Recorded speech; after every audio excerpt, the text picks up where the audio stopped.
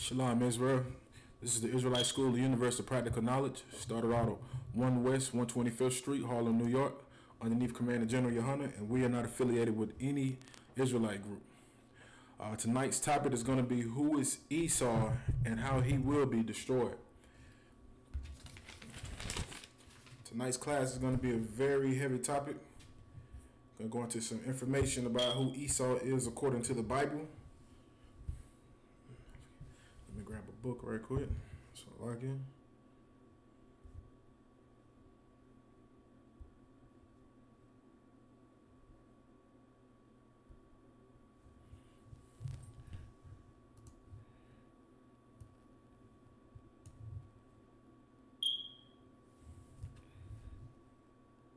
All right, if you're online, tune in. If you're online, sign in so we can get your attendance taken.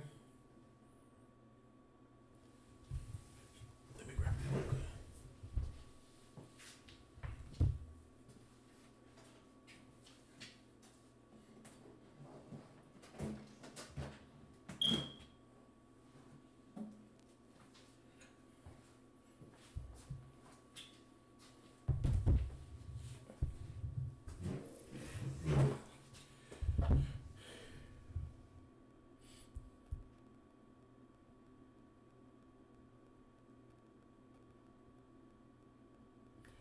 Tonight's class is very, very heavy. I'm going to bring out some details about who is Esau according to the Bible. Not according to what people think, but according to the scriptures. Him, his characteristics, and some of the things he does, and why he does the things he do. You know, brothers and sisters in the ISUPK in the school, we know who Esau is according to the scriptures. You know, we are already on this. We know who he is. So I know we might have a couple new brothers and sisters who don't know these things, so we're going to bring it out and let y'all know who he is according to the scriptures and the reason why he does the things he do and why he's so violent. According to the scriptures, Esau is the so-called oppressor, the European man, so-called Caucasian race. That is the so-called Edomites. So whenever you hear us talking about Esau or Edomites, just know that's who we're talking about. We're talking about the so-called oppressor, Esau, Edom, the Caucasian race, a whole nation of people. You know, we're gonna bring out some stuff. This might even be a two-part class. It might do some this week and do some next week because it's a lot of information that we need to bring out about him and you know why he is the way he is. You know, if you ever been in questioning about why does the so-called Caucasian race do the things that they do, like kill us the way they do, tonight you're going to find out why. So like I said, if you are in class tonight, make sure you sign in for your attendance. So far we got Erston Littleton, he always with us. We got the sister Adrian from Charleston, South Carolina. Y'all been strong with us, rocking with us.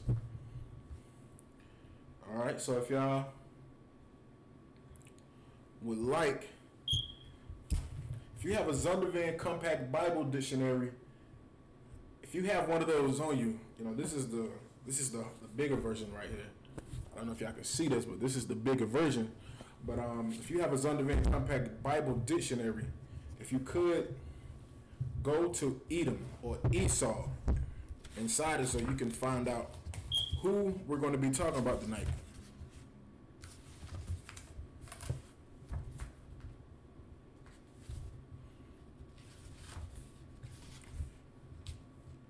I'm going to go ahead and get it now.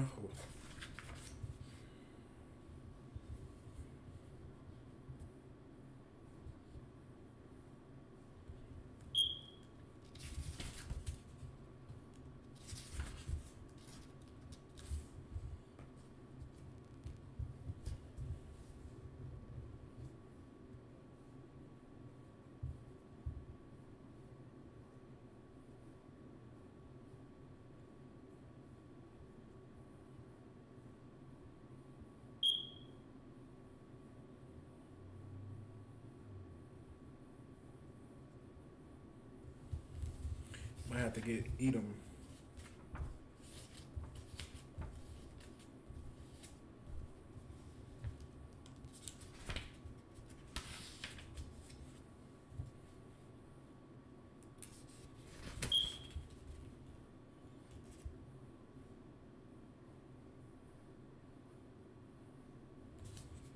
All right, this is Edom in the Zondervan Pictorial Bible Dictionary. And it reads, it says, Edom figures prominently in the prophetic scriptures as the scene of the great future judgments. Neighbors of the Israelites who was not given any promise of mercy from God.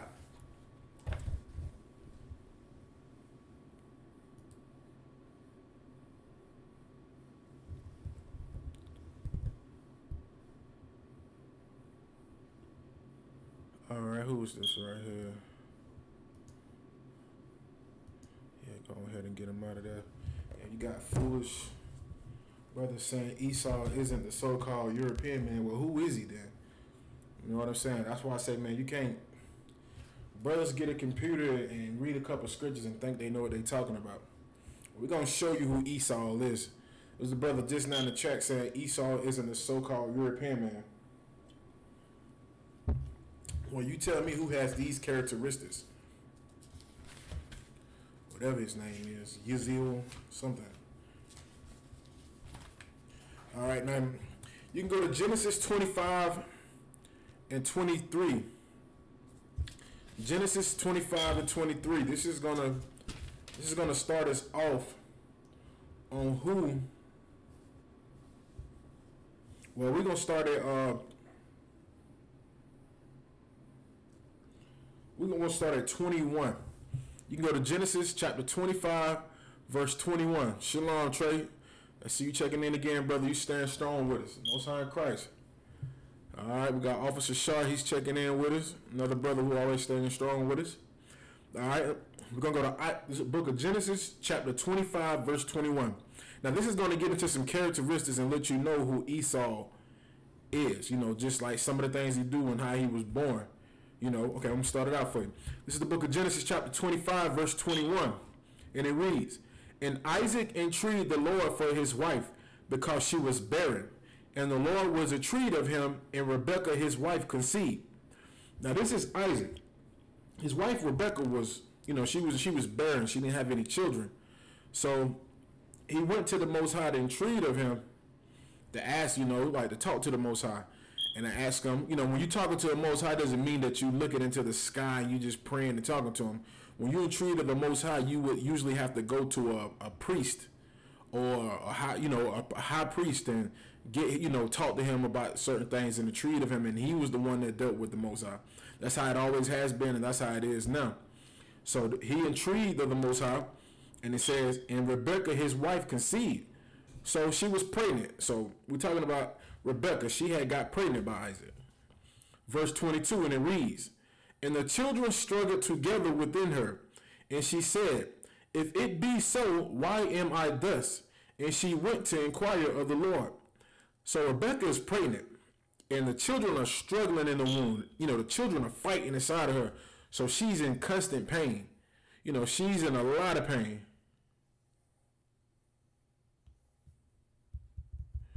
Okay, you say you have a white boy on your team. Ooh-wee. I mean, you could continue to play football, Trey. You know, you don't have to, you know, you have to be professional when it comes to Esau. You know, we work at jobs with Esau all the time, and we do what we do, but we also are professional. You know, you have to be very professional. You know, the scriptures say be wise as a serpent, but as, you know, calm as a dove. I'm just paraphrasing. So, you know, you have to be, you don't have to kiss his tail or suck up to him, anything like that. And, you know, but you know what you know, but just be professional with it. You know, you don't have to go out hanging out with him and be his friend and all of that and everything. But, you know, y'all playing football together, you know, just keep things how they been, you know. But I don't recommend you going to hang out with him and try to be his friend and everything, because, you know, now you're waking up to the truth of who you are. You're an Israelite. And the last thing you want to do is be trying to make friends with so-called Edomite. You know, so just play football with them, do what you do. It's just like a job. You go to work, you work with people. You know, you do what you do. You know, you ain't got to be rude. You ain't got to be mean. You ain't got to be evil. You know, just do the things you do. Like I have a lot of us brothers work in offices. You know, we work at all type of jobs. Brothers are bankers. Brothers work at computer jobs with Esau and everything. You know, we're very professional. That's one thing about the ISUPK that we have been taught by Commander General Yohana, is to be very professional and very respectful. You know, it's tons of places. Like we go to a shooting range and shoot, and even though we know who we are, it was the Edomites that approached me and told me. He was like, "Hey, listen," he said he wanted to talk to me. He was like, you know, because he had seen us in before, and he seen one of the brothers' shirt, and he was just curious on, you know, what we was, you know, what were we and what do we believe in, and you know, he seen the brother's shirt that he had on, ISUPK down, and he was just, you know, he was trying to figure it out. He was like, "Dang, it's a black man and a Native American man on there, and they saying that they Israelites." So, you know, he talked to me, and he wanted to talk to me alone, and I came at him very respectfully, and you know, even he said it himself. He was like, you know, "I see you and your family in here all the time." He was talking about me and the brothers.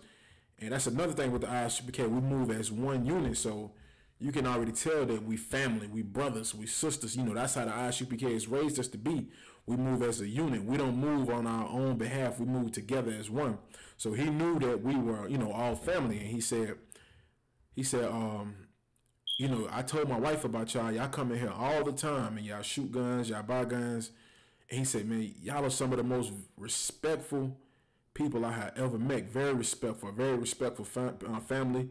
You know, y'all got y'all manners and everything." He said, "Man, it's just," he said, "y'all just very respectful." And he was like, "I'm just curious about, you know, what are y'all? What is y'all tradition or your religion?"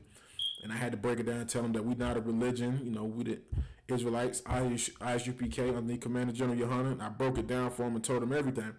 You know what I'm saying? And he was just like, you know, I don't know what to say, man. He was just like, "But, you know, even though y'all might believe what y'all believe," he said, "y'all are very respectful. Y'all don't come in here and just be spazzing out and going off on me," because he knows he might have seen a couple of fake Israelite groups, and you know, them not having any type of decor or having any type of real leadership. They go off on their own understanding and just do what the hell they want to do.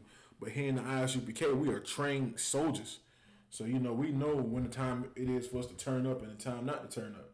You know, we don't just go around turning up on everybody. You know what I'm saying? You know, so that's what, you know, like I said, Trey, you playing football, hey, play football. You know, you ain't gotta cuss them out on the football field. You know, sometimes you might want to, because even when I came into the truth, I was the same way. You know, I was always just aggressive, you know, hated Esau, ready to steal off on any one of them, but I had to get trained correctly. You know what I'm saying? Brothers had to train me correctly.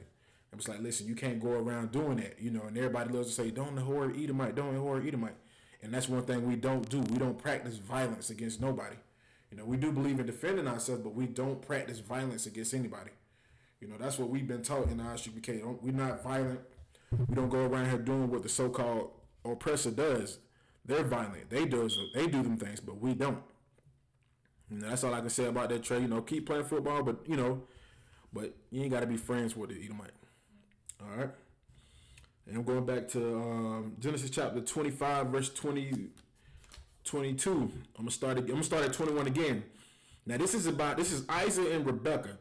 This is going to get into the details on how Esau and Jacob were born. You know, we start from the top again.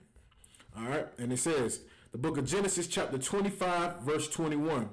And Isaac entreated the Lord for his wife, because she was barren, and the Lord was entreated of him. And Rebekah his wife conceived, and the children struggled together within her, and she said, "If it be so, why am I thus?" And she went to inquire of the Lord. So, like I said, Rebekah's pregnant right now. So she went to the Most High. She went to the one of the priests and prophets, the entreated of the Most High on why she was going through so much pain. You know, why she was hurting. She was like, "If I'm pregnant, why are these children fighting like this inside of me?" You know, so they kicking, they fighting, and you know, you can only imagine what type of pain this sister's going through. You know, she's pregnant, she don't know what's going on. She's just trying to figure out, why am I in so much pain if I'm pregnant? If this has been this has been a gift from the Most High. Salaki.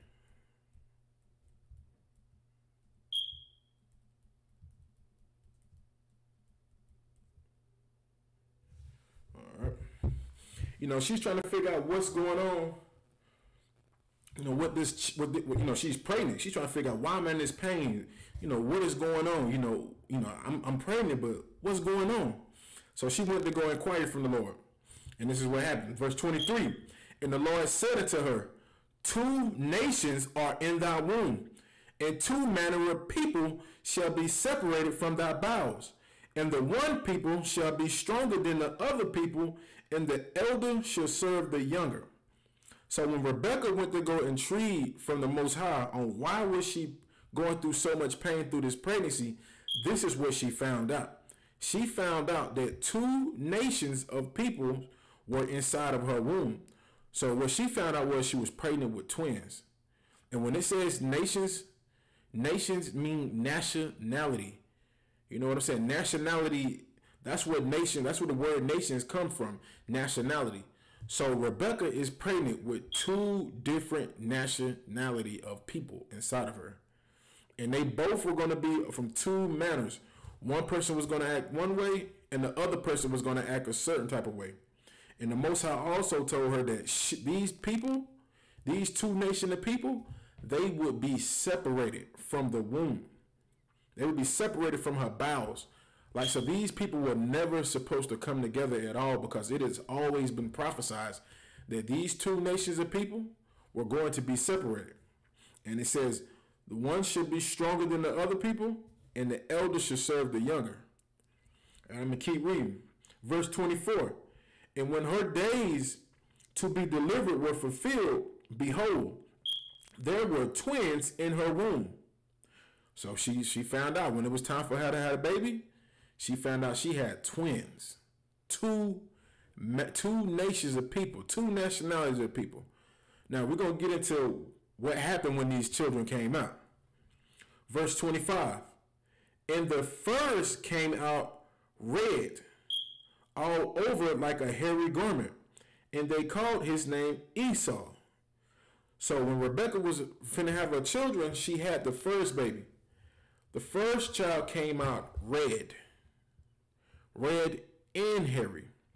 Now, if anybody's tuning into the class tonight, you know, anybody that's new to the class, what nation of people on the earth has red skin? Like when it gets hot, they get red. When it gets cold, they get red. If somebody slaps them, they get red. When they get nervous, they get red. When they get angry, they turn red. What nation of people on the face of the earth today have that red skin and are hairy? Give y'all a couple seconds to answer that question. If anybody can answer, you know, I would prefer somebody who's new answer the question. But what people on the face of the earth have red skin and are hairy?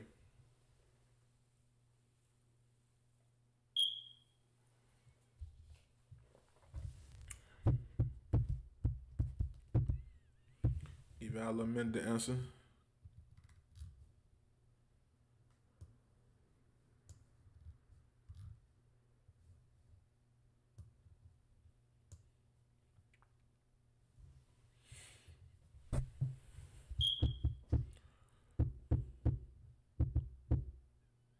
Nobody don't know the answer to this. Nobody can tell me who on the face of the earth has red skin and is hairy. Anybody can answer now. Anybody can answer.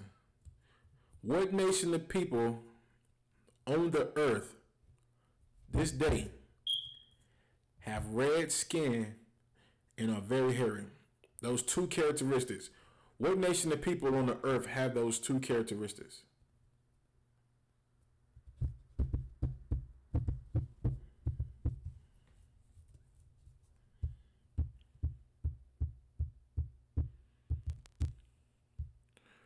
Nobody can answer. Oh man, nobody can answer. Good night.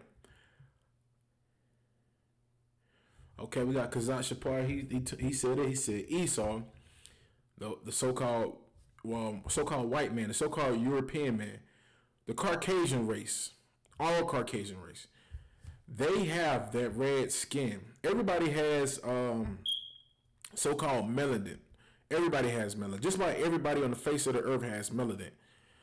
You know the so-called Israel. You know we have melanin. The so-called black people, so-called Native Americans, so-called Latinos. They have melanin. Even your so-called Africans, they got melanin. Chinese people got melanin. Japanese people got a melanin. You know, they don't turn red like that. You know, even the Hawaiians, they got melanin towards their skin. But it's one nation of people who turn that red color, and that is the so-called Caucasian race as a whole. They have that red skin. And when you look at all of them, a majority of them are hairy. A good example, Robin Williams. Robin Williams, he should have been a werewolf. That man was very, very, very, very, very hairy. It's like even me at certain jobs I have worked at, I have seen Edomites with hair just busting out they shirts. Like they have a shirt on like this and it's just so much hair. I'm just like, you know, where's all this hair coming from? Like, good night. Like, if it wasn't for the razor blade, man, you would have the caveman from Geico commercials walking around here all over the place. You know, because they are a hairy nation of people. But the scripture says this nation of people who were red and came out hairy like a garment, you know, they're saying that this was Esau. You know, a lot of people love to say that Esau isn't the so-called European man. He isn't the Caucasian race. They love to say, who they love to say Esau is? Fake Israelite groups love to say, this is another thing with these fake Israelite groups, man. They mislead people, man, and they have our people believing in so much foolishness, man. Our people don't even know who Esau is because they follow these other Israelite groups, and they have people thinking that the Arabs are the so-called Edomites. You know, they're so-called Esau. You know what I'm saying? I don't like. So I'm trying to figure out. So what are the so-called Caucasian race of people then? If they're not the Edomites, who are they then? You know what I'm saying? That's what mind boggles me. Like, okay, so who is it? Who else has these characteristics besides them? I'm gonna keep reading, and it says, "And when her days were to be delivered were fulfilled, behold, there were twins in her womb, and the first came out red all over like a hairy garment, and they called his name Esau." Verse 26, "And after that came his brother out, and his hand took hold of Esau's heel, and his name was called Jacob. And Isaac was 80 years when she bare them." So right now it's telling you that if you notice anything about this scripture, it didn't give a color to Isaac. Because Isaac came out normal like all other children did. He came out with melanin, brown skin. You know, they was like, this is an Israelite baby.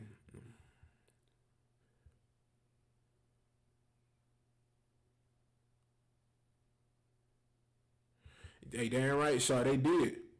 He said they bowed down to Shaw. Shaw called Elam. He called Elam, you know, he went into an Arab store and he called it Elam. Elam is just so-called like East Indians.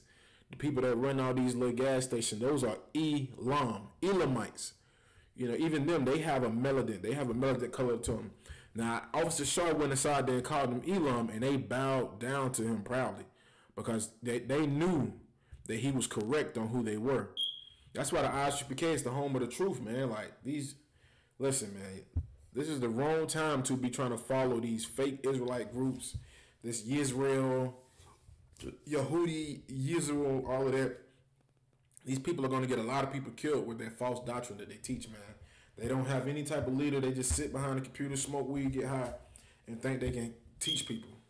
You can't teach people. And like I was saying, like, Jacob came out normal, but Esau came out red and hairy. You can imagine back then during this time to have a red baby come out. It was like, what the hell is this? What is this? You know, this baby is red and hairy, and it doesn't look like all the other normal babies that we have seen been born. Like, this baby looks different. So it was so much of a thing to see that this was recorded in our biblical history. Because before then, it had never been a baby born like this before, with the red skin and the red hair. It's a like him. I'm going to keep reading. Verse 27. "And the boys grew, and Esau was a cunning hunter, a man of the field. So as the children got older, Esau became a cunning hunter, If you look at the so-called Caucasian race to this day, who are the best hunters on the face of the earth? Who's the best hunter on the face of the earth? Who are the people who made the little duck thing when they be out there hunting the ducks? They got the little thing that makes the duck noise. Whack, whack, whack, whack. Who made that? Who made it the invention to put deer piss on you to cover up your tracks from a deer? To camouflage, to blend in with the trees. You know, who enjoys hunting day in and day night? What nation of people enjoy that? Like, they love to hunt. Like, it's just something that they adore. Hunting is just like, it's just something they love to do. It's the so-called Caucasian race, the so-called Edomite side of the Bible. They love to hunt. Not only do they love to hunt, they are cunning hunters. If you don't know what the word cunning is, let me get a definition for you so you can understand more.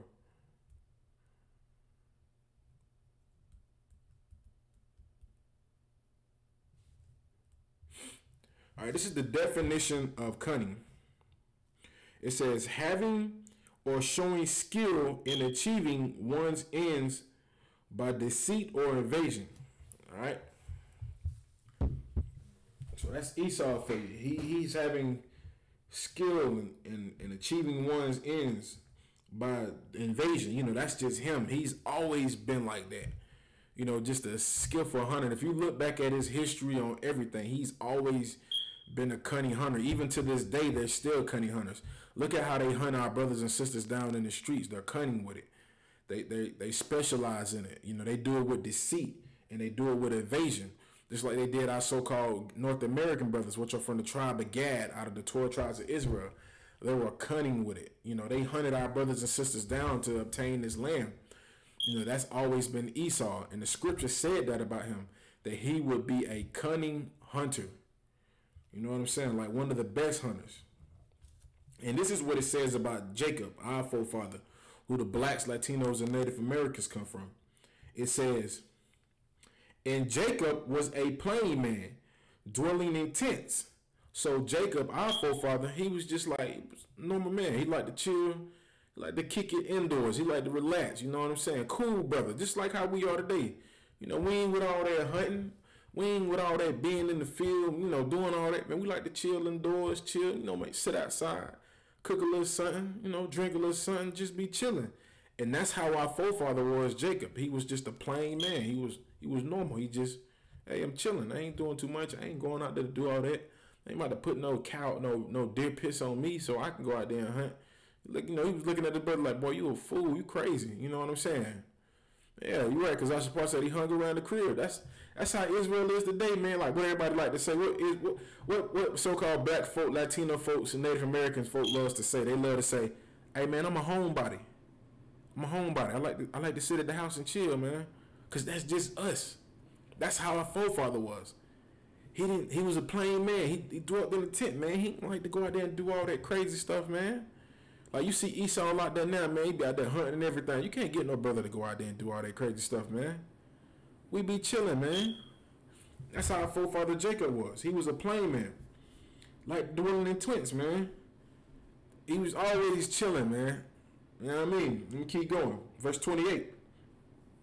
And Isaac loved Esau because he did eat of his venison, but Rebekah loved Jacob. So Isaac loved Esau because Isaac was a good hunter. You know, Isaac gonna go out there. Not Isaac, but Esau was a great hunter. He was gonna go out there and hunt, and he was gonna get some of the best meat you could get. You know, he was the one that was dedicated to hunting. You know, with him, he's a great murderer. You know what I mean? He can hunt anything. He's great at it. That's why nobody can surpass him when it comes to hunting. Nobody. No one. Like, he's the best hunter on the face of this earth. I'll give him that. When it comes to hunting animals and all of that, they'll sit in a tree for 9 hours just to wait until an animal comes and to take them out, kill them. They love it. You know, this is something that they always have done. This is something that's spiritual with Esau. All right, I'm going to keep going. 28. And it says, and Isaac loved Esau because he did eat of his venison, but Rebekah loved Jacob. Verse 29. And Jacob saw pottage, and Esau came from the field, and he was faint. So this is another instance right here. Jacob was about to cook some meat, and Esau has came in from the field, exhausted. You know, he done been out there all damn day, hunting in that heat, you know, and he didn't find anything. Verse 30, this is what it says. And Esau said to Jacob, feed me, I pray thee, with that same red pottage, for I am faint. Therefore was his name called Edom. So right here, Esau's name got changed to Edom. His name got changed to Edom because he asked his brother, could he feed him some raw red meat? Does that sound familiar to anybody? You know, not only is this person who calls themselves, who the Bible calls Esau or Edom, not only did he not come out of his mother's womb red and hairy, but he was a cunning hunter. He loved to hunt. And he liked to eat raw meat. Think about it. What nation of people do you know loves and enjoys to eat partially cooked beef, partially cooked steak? Like they like it, what they call it, medium rare. Where it's just it's cooked on the outside, but when you cut into it, blood is gushing out of it. Disgusting. Now, I couldn't do it. What nation of people enjoy to do these things? If you're online tune, you know, answer the question, anybody. If you're out there, answer me this. What nation of people on the face of the earth like eating half-cooked meat? Like where it's brown on the outside, but still bloody red on the inside. Like when you cut into it, blood is still dripping out of it. Anybody new into the class, you know, if you in this, you know, sign your name in. And if you can answer this question, Salaki. I'm gonna give somebody some time. Okay, hey, yeah, the brother Trey Davis said the so-called white man. Damn right, get that brother a hand, man. He right, man. So-called Caucasian man. He enjoys eating that meat like that. That half-cooked meat. Like, I have seen them, oh my gosh, I can tell you only stories about how I've seen them do it.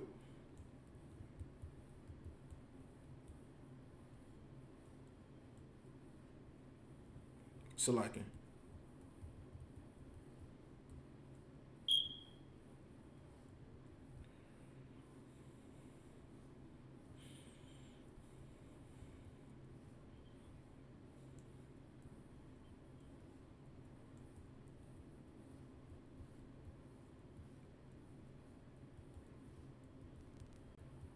Salaki.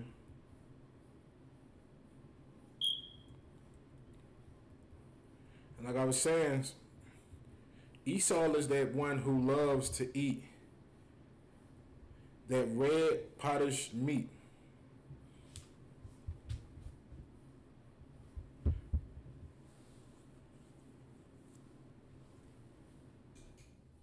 Yeah, I mean, he's the one that likes to eat that. Yeah, your brother Trey, that's right. It's not good to eat that half-cooked meat. That's why the Bible, we have laws. The nation of Israel, we have laws on how to eat our food. And one of the laws was to never eat food with the blood still in it. You know, you're supposed to cook that meat all the way through. Let that steak get tender, juicy, and good. Get the blood out of it, man. Esau just so bloodthirsty, man. He even has to have the blood in his mouth, man. I was working at a slavery and they was having like a little dinner and everything.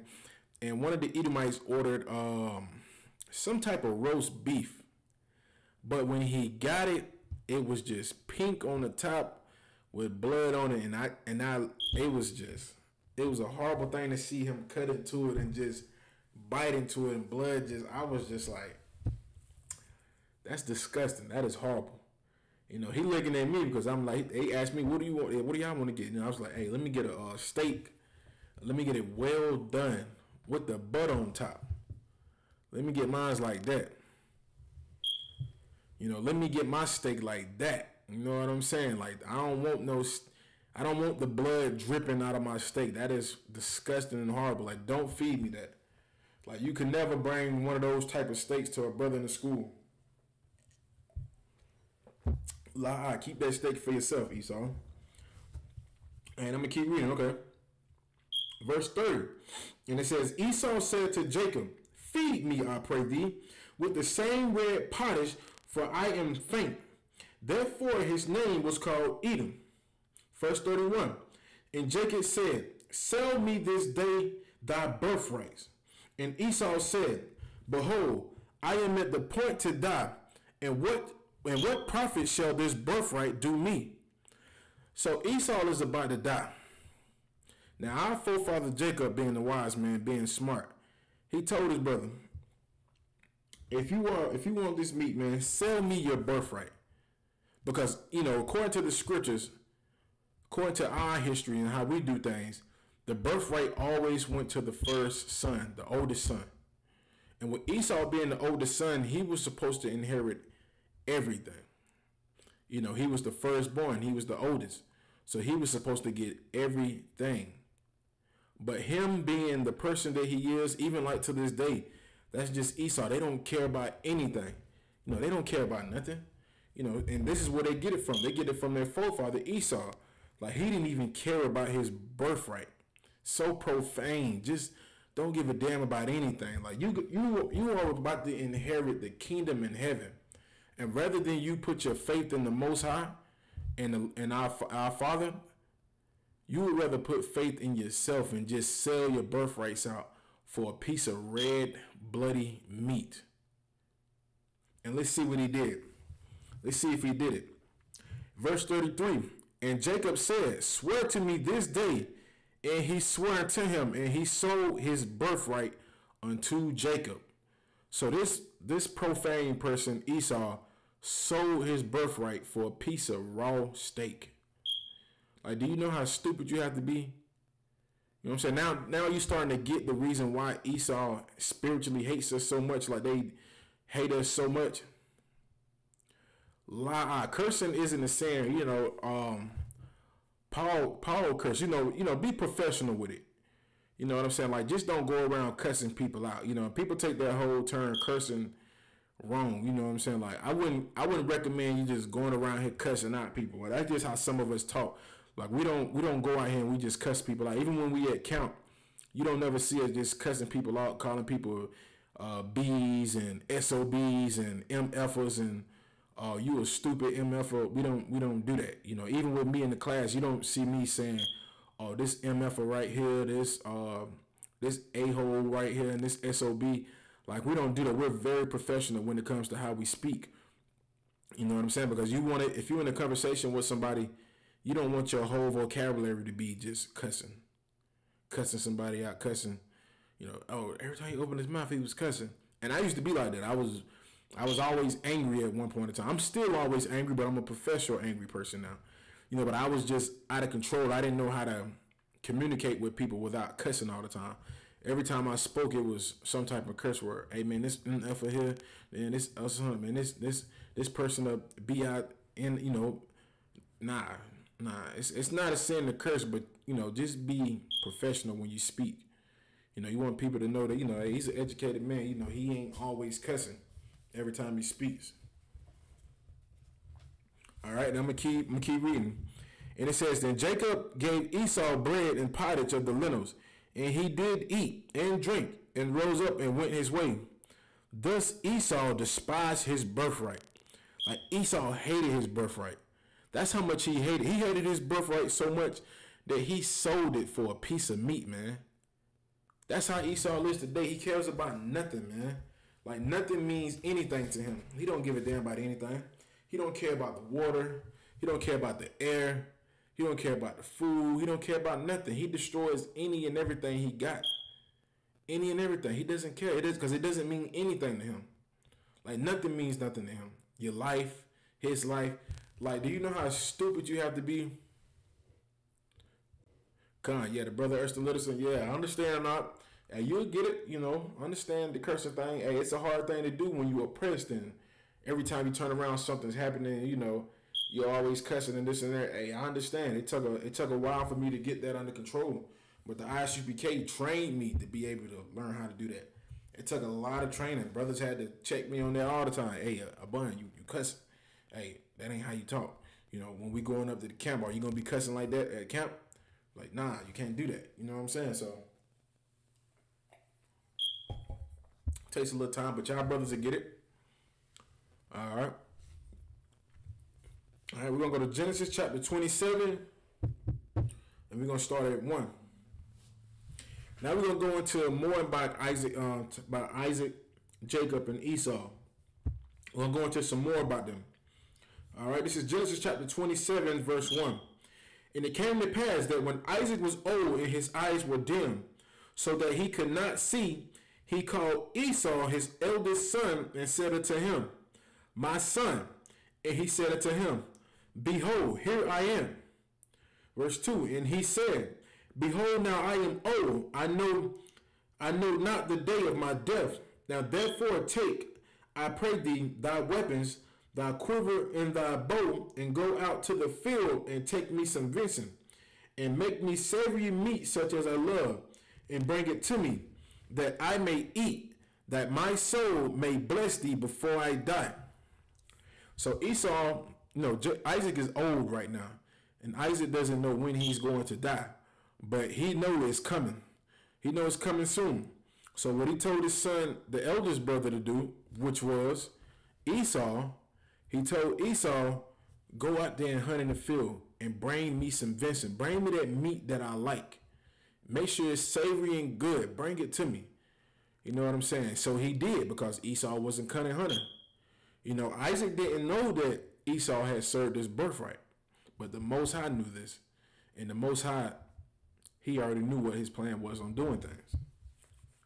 All right. Let me keep reading some more. Verse 5. And Rebekah heard when Isaac spake to Esau, his son. And Esau went to the field to hunt for venison and to bring it. And Rebekah spake unto Jacob, her son, saying, why is it saying her son? Because she knew that Jacob was from her lineage of people. Esau wasn't. Esau was going to be from a different lineage of people. She knew he was from a different nationality. That's why it says that in here. It says, and Rebekah spake unto Jacob, her son. She took care of Esau. She did what she did as a mother. But she already knew everything was going to be given to Jacob. She knew he was the chosen one. She already knew this. All right, let me keep reading. And it says, I heard thy father speak unto Esau thy brother, saying, Bring me venison, and make me savory meat, that I may eat, and bless thee before the Lord before my death. Verse 8, therefore, my son, obey my voice according to that which I command thee. Go now to the flock and fetch me thence 2 good kids of the goats, and I will make them savory meat for thy father, such as he loveth. And thou shalt bring it to thy father, that he may eat, and that he may bless thee before his death. So Rebekah, his mother, she told her son, she knew that he was the chosen seed, Jacob. She told him, she said, hey, listen, your father just told your brother to go out to the field and to go ahead and get this meat and come back and cook it. She said, nah, I want you to do this. I want you to do this, what I command you. She said, go out there, get me 2 kid goats. Give me two kids. Give me 2 kid goats. She said, bring it to me so I can make this meat savory for your father, just like how he wanted. You know what I'm saying? So he did what she said. Verse 11, it says, and Jacob said to Rebekah, his mother, Behold, Esau is my brother, is a hairy man, and I am a smooth man. More comparisons on who Esau is. He's red and he's very hairy. Like with us, we got that good skin. Even with our sisters, man, they got that soft, beautiful, gentle skin. But even Esau and his women, man, they are very hairy, man. Like just a hairy nation of people. And it's telling you right here in the scriptures, man, like this has always been their characteristics. They always have been great hunters. They always have loved to eat red meat. They always have loved to be in the field, hunting and doing all of this. And they also have always been hairy. All right. Keep reading some more. Verse 11, read it again from the top. And it says, and Jacob said to Rebekah, his mother, behold, Esau, my brother, is a hairy man, and I am a smooth man. My father peradventure will fill me, and I shall seem to him as a deceiver, and I shall bring a curse upon me, and not a blessing. So Jacob was scared because he was like, hey, look, Mom, he was like, I ain't got the same kind of skin Esau got. He's hairy. My father gonna know that I'm lying to him. He gonna know I lied to him when I come to him, and he rubs my hand to see, who am I? He gonna feel my skin and be like, hey, you ain't hairy like a goddamn garment. You ain't hairy like a rug. You got smooth skin. It's Jacob. Get out of here. And he was afraid that he would be cursed if he did that. But this is what his mother said. His mother said, and his mother said unto him, upon me be thy curse, my son. Only obey my voice and go fetch me them. His mother was willing to take on a curse for him so that he can do this. Like his mother knew already that Jacob was the one who was supposed to get everything, not Esau. And she was willing to take the curse that would have came with it if he would have got caught. All right, I'm going to keep reading some more. And it says, and his mother said unto him, upon me be thy curse, my son. Only obey my voice and go fetch me them. Verse 14, and he went and fetched and brought them to his mother. And his mother made savory meat such as his father loved. And Rebekah took goodly raiment of her eldest son Esau, which were with her in the house, and put them upon Jacob, her younger son. And she put the skins of the kids of the goats upon his hands and upon the smooth of his neck. So in order for Jacob to even seem like he was Esau, his mother had to get a goat. She had to get the skin from the goat and put it on him just so he could have the same type of hairy skin like his brother Esau. Because guess what? Back then, they didn't have the razor to shave your skin. They didn't have the razor to shave your hair. So you can only imagine how hairy this man was, man. Like this man was so hairy that she had to get the skin from a goat. Have you ever seen the hair on a goat? How much hair he has? Esau was hairy as hell, man.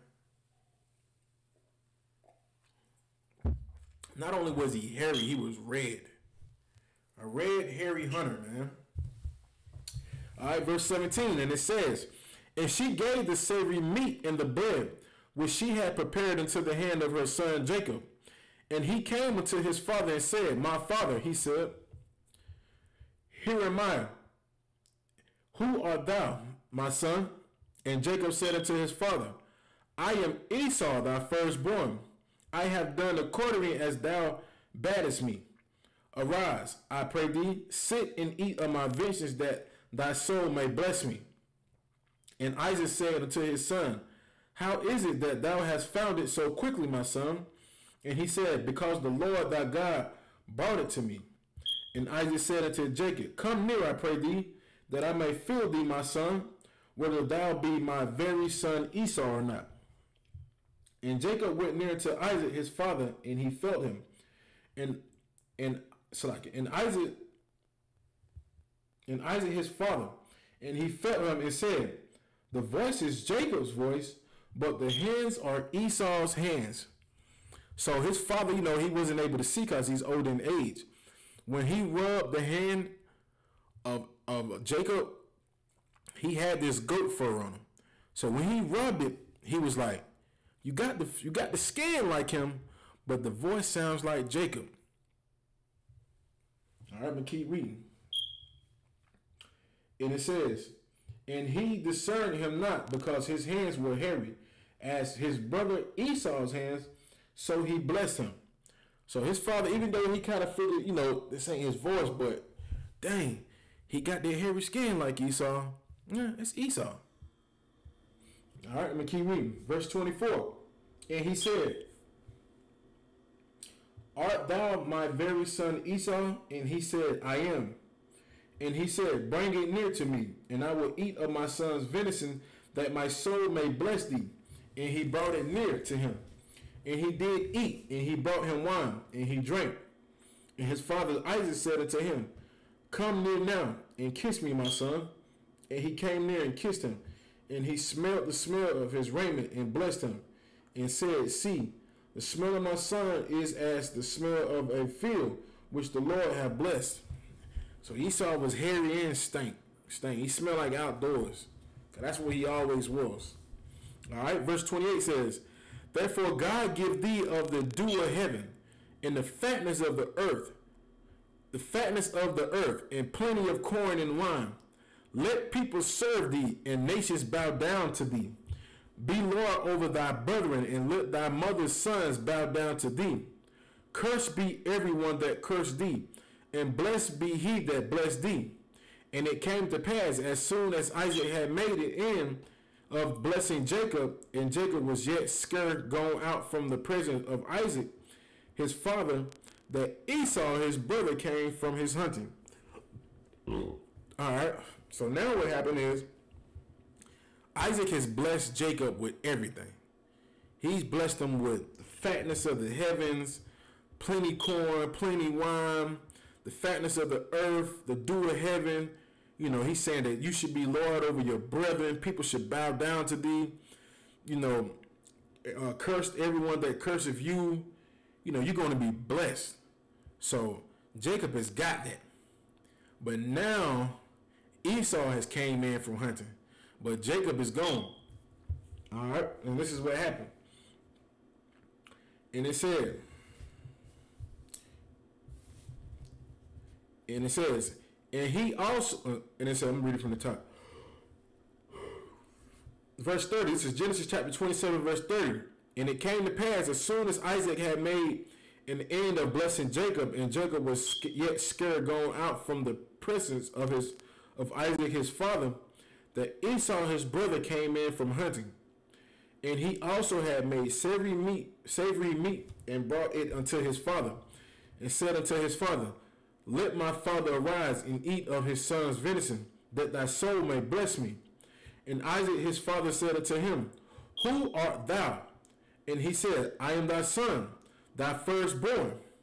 And Isaac trembled very exceedingly, and said, Who? Where is he that hath taken venison, and brought it me? And I have eaten of all before thou camest, and have blessed him. Yea, and he shall be blessed. And when Esau heard the words of his father's mouth, he cried with a great and exceeding bitter cry, and said unto his father, Bless me, even me also, O my father. And he said, Thy brother came with subtlety, and have taken away the blessing. So, sorry Esau, you didn't get it. You gotta be quicker than that. You know how to, gotta be quicker than that. But Jacob had already knew that it was guaranteed for him to get the birthright, because his brother had sold it. His brother sold the birthright. You know what I'm saying? Like, he already had sold his birthright. It was too late. You know, when Esau made that agreement with his brother, I sell you my birthright for that meat, the Most High took accountability of that. The Most High held them on that. Like, you got to be careful when you're making oaths with people. The Most High will hold you accountable on that. You most definitely can say Esau got finessed, but he did it to himself. You know what I mean? Yeah, that's right, because that's a part of Most High at work. You know what I mean? Esau wanted to eat some red meat so bad, and he despised his birthright. Like, he was just like, man, I don't give a damn about no birthright. What that mean to me? Just give me that raw steak. You know how I like it? With the wine, with the seasoning on it, and bloody. That's how I like it. And the Most High looked at him like, okay. All right, that's what you want. We can do it like that. So now he's mad. You know, he's mad now. You know, Esau he's pissed off. You know, now he realizes, like, damn, this brother got me. Like Officer Shaw said, this brother finessed me, man. He don't got me. You know, now he's crying. He's bitter. He's bitter. He's angry. He's mad. So he came to his father, and this is what he asked his father. He says, and he cried with a great and exceeding bitter cry, and said unto his father, Bless me, even me also, O my father. And he said, thy brother came with subtlety, finesse, and have taken away thy blessings. And he said, is not he rightly named Jacob? For he have supplanted me these 2 times. So, Isaac, now Esau is talking like, he don't got me again. First he don't got me to serve my birthright to him. Now he don't finesse me out of the blessings. So you can only imagine how pissed he is.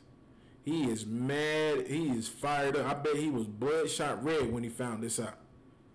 I'm going to keep reading some more. And it says, and he said, is this not he rightly named Jacob? For he hath supplanted me these 2 times. He took away my birthright.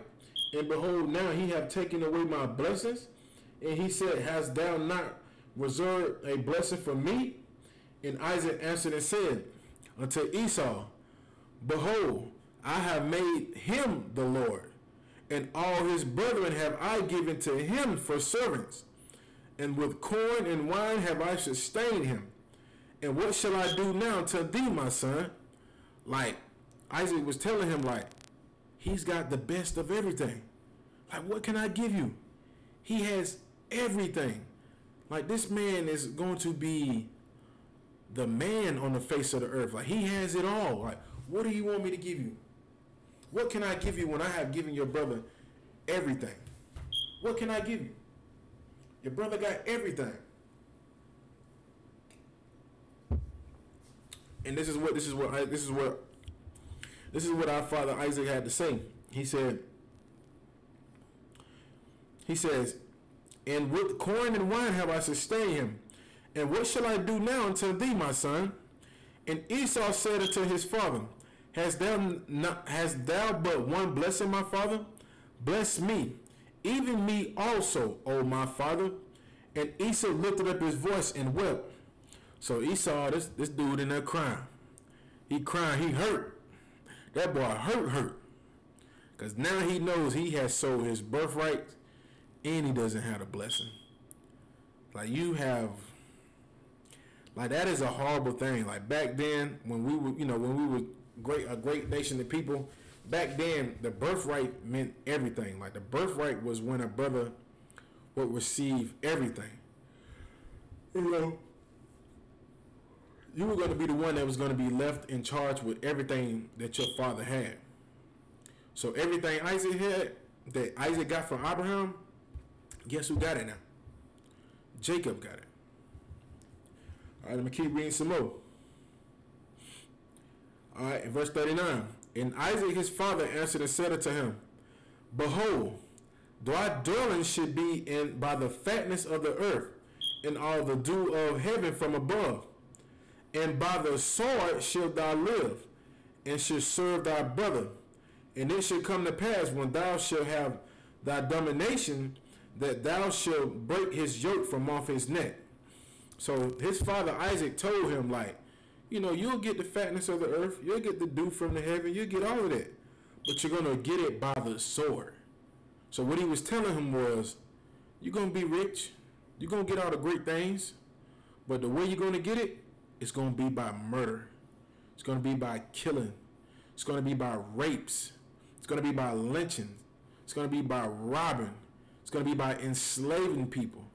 Like, the only reason you're going to be rich is because you kill a lot of people. So take this into consideration, people. What nation of people on the earth have gained all of their richness, all their riches, all of their finances, all of their land by murdering people? How did somebody answer me that. What nation of people got rich from killing people? Like they run everything. They got all of this. How did this rich nation of people get all of this? So, I'm just looking for an answer. Anybody can answer. What nation of people got rich by murdering and killing? They got everything. What nation of people got everything?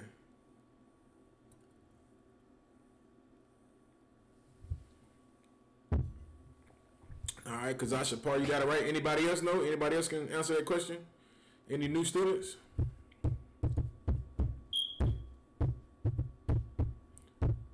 What nation of people throughout history have got filthy rich by murdering, killing, raping, lynching, all type of atrocities and crimes? You know, what nation and people have got rich from that?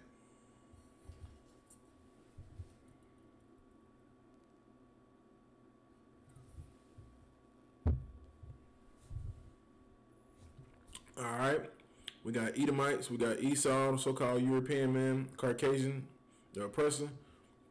That's all correct. The so-called oppressor, so-called Edomites, the so-called Caucasian race, they are that nation of people who have got rich by the sword.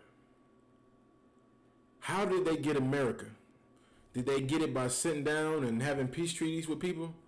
No, they killed everything. How did they get Rome back in? If you know anything about Rome, how did they get Rome? They got it by killing people. Whatever land the so-called Edomites were going to, they would get it by murdering and killing. They would get it by the sword. You know, any and everything. Whatever they got, they would get it by the sword. This is biblical history. This is biblical history that we're talking about. And the biblical history is stating that the nation of Esau, they would get this land by the sword. They would get everything by the sword. They would become rich by the sword.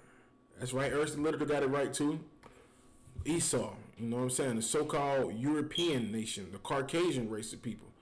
Just like even with Australia. How did they get Australia? You know what I mean? They didn't get it by talking to the Australians. They slaughtered everybody off. How did they get America? They didn't get it by talking to people. They slaughtered the people. How did they get the land of Israel from us? They slaughtered people. And the scriptures in the Bible tells you that. The Bible tells you that in the book of Genesis chapter 27 verse 40, and it says, and by the sword should thou live, and should serve thy brother. Like you were going to live by the sword. You know what I'm saying? You was going to get everything with the sword. You was going to live by the sword. Like that's still in the day that they live by the sword. Like their weapons is how they live. The atomic bomb, they drop it. Hey, this is how we living. If we want it, guess what? We gonna get it. Because we live by the sword. You don't want to give it to us, guess what? We gonna kill you. Oh, you don't want to give us the oil over there in the Middle East? Guess what we gonna do? We gonna kill you. We gonna drop bombs on everybody. Oh, Japan, y'all don't want to cooperate? Y'all want to go to war with us? Guess what we gonna do? We're gonna drop the atomic bomb on you. That's what we gonna do. You know what I mean? That's Esau. He was blessed with the sword, man. He was blessed with weapons. He has the best weapons on the face of the earth. Like, who can make weapons like him? Like, this man made a bomb called the atomic bomb, man. Like, if you have any time, look up on YouTube and look at the damage that the atomic bomb caused. Just look it up and, you know, watch a couple videos on it. Like, you have to be blessed with weapons to be able to do such a thing, man. Like, you know, they got bullets now. When you shoot the bullet will go inside you, explode and type of all different fragments, and the small shards of that will hit different organs. Like, you have to be very skilled and blessed with weaponry to be able to do such a thing, man. And according to the scriptures, the so-called Esau, so-called Edomites, they were going to be blessed with the sword, which is weaponry. And that's what we see today. Like, they're blessed with the sword. You can't compete with them when it comes to guns and everything. You know what I'm saying? That's why it has me lost when I see brothers and sisters say, we're going to pick up guns and go fight the oppressor. Like, he makes the guns. He's been blessed with it. Do you really think you could go to war with him when he's making the bullets? What happens when you run out of bullets? Do you really think he's going to sell you some more bullets? Hell no. I wouldn't sell you no bullet if I know you're going to come use it on me. All right, I'm going to go back to the scriptures.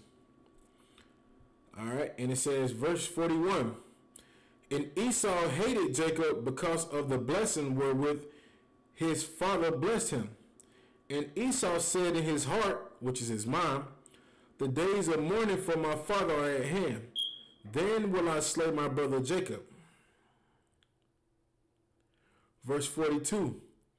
And it says, and these words of Esau, her elder son, were told to Rebekah, and she sent and called Jacob, her younger son, and said unto him, behold, thy brother Esau, as touching thee, doth comfort himself, proposing to kill thee.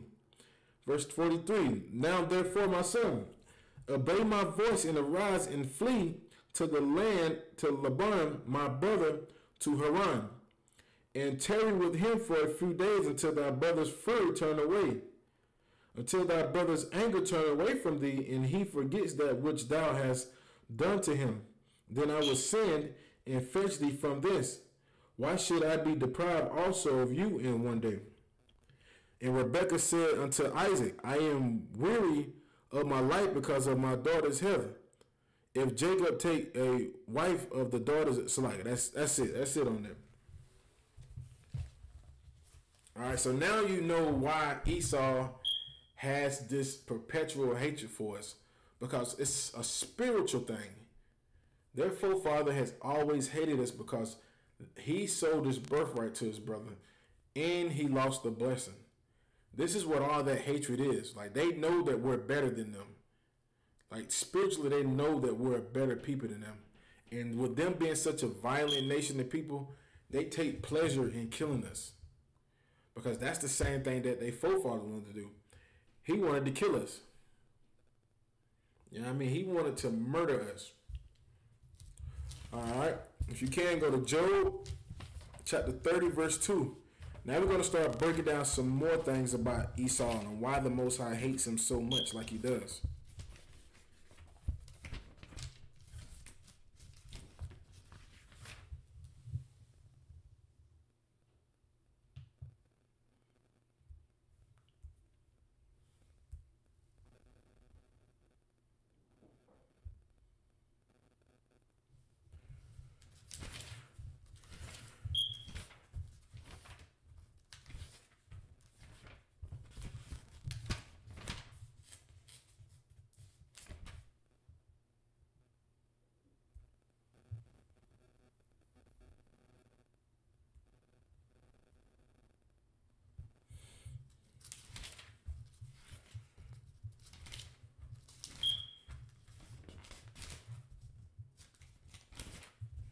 If you can't, go to the book of Job, chapter 30, verse 2.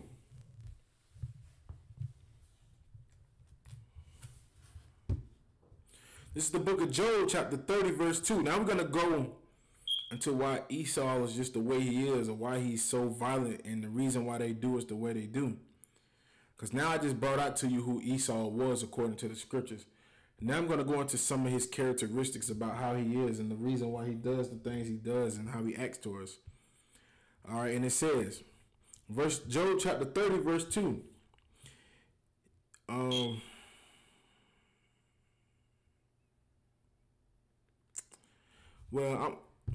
me see. I'm going to go into more about showing you more about how Esau, how evil he is and how wicked he is and the reason why he's going to be destroyed. Because I brought out, what did it say?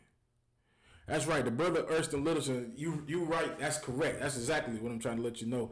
So Esau is still mad about selling his birthright to this day. This is more spiritual than anything.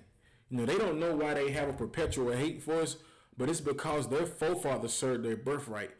And now us, the children of Israel, have their birthright. So the way that they hate us is spiritual. Like, it's a spiritual thing. They still have that same hatred that their forefather had.